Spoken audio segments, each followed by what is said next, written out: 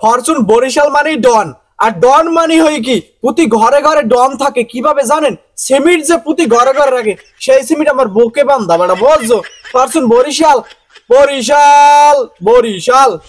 এ Malan, Malan, এ Malan, কামড়া করলি কি ভাই? তুই ছাড়া কেউ 50 করতে পারে নাই, কারণ সিমিট তোর বয়ে ছিল।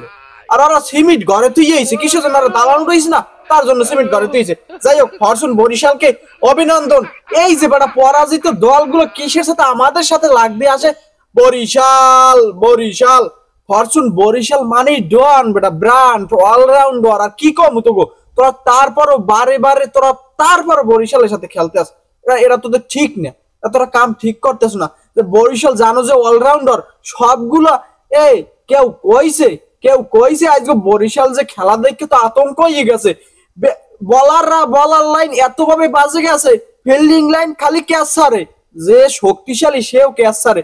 তো এই যে দুর্দান্ত বোলিং ব্যাটিং বাজে ভাবে হয়েছে, তারপরও ব্যাটিং মানে এত দুর্দান্ত। এই মালার এই পোলাগয় কি খাটনিটা যে দেখাইছে কলদি। এই যে আমাদের তাহিদ হৃদয়, এই হালারে বাদ দেবে, এই হালাই বেশি দিন টেকবে না। 7 বলে 11 করে তারপর আউট হয়েছে। এ হালাই আমি কই মনে হয় তাহিদ হৃদয় আল্লাহ রান করবে 200, হ্যার মধ্যে রান করছে 11। মোর কথা কোন থাই মুই যে এই না এই তাহিদ হৃদয় লট শান্তর কথা কই, হেনি মোর মোয়ে কালি লাগে, কালি লাগে। কিসের জন্য? আলাগো কথা কই একটা, ওরা করে আর একটা। কইছি লট অফ দা পাওয়ার শান্ত ভাইয়া বিপিএল এবার গো ধামাইয়া পরিবর্তন করিয়ে ফেলবে, এমন পরিবর্তন করছে মাগার। হ্যাঁ, জাতীয় টিমের সে বাজে করিয়ে ফেলাইছে। যাই হোক, অভিনন্দন। এপির মফিজ গো কি করতে হবে?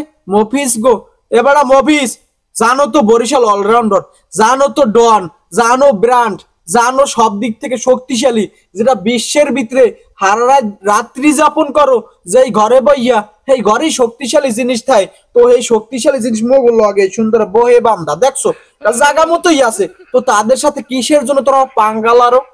এটা ঠিক না নেবো, এটা ঠিক না। বরিশাল মানে একটা ব্র্যান্ড। তোরা যে কও না খাতার গাঠি, আমি একাল খুব সুন্দর করে মোরা খাতার গাঠি। কিসের জন্য? খাতার গাঠি কোমরে করে টানতে টানতে কোমর গেছে শক্ত হইয়া, কোমর জোড়া ছুটবে না বেটা, বান্ধান নিয়ে জোড়া। কিসের জন্য? খাতার গাঠি কোমরে করে টানতে টানতে অভ্যাস হয়ে গেছে। যাই কোন বরিশাল আইজো।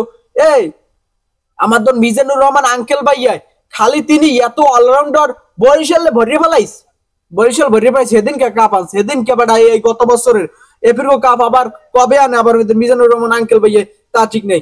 যাই হোক, রানের সংখ্যা একটু জানা লাগে না, কোন হালায় কোন মন্দির পুঁতে কি রান করছে। যাই হোক, তবা তবা ভুল হয়ে গেছে। আমাদের প্রিয় ভাইয়েরা কি রান করছে তা হয়তো কইলাম না, 7 বল 11 করছে। আমাদের তামিম ইকবাল ভাই সেরার নক্ষত্র, তিনি রান করেছে হয়ে গেল 25 বলে, 25 বলে বিশাল ইনিংস, 25 বলে 27 রান, বিশাল একটা ইনিংস করে ফেলছে আমাদের। তারপরে ডেভিড মালান এই বেলায় 37 বলে 63 রান করছে। তারপর মুশফিক রাহিম ওই তো 17 বলে 24।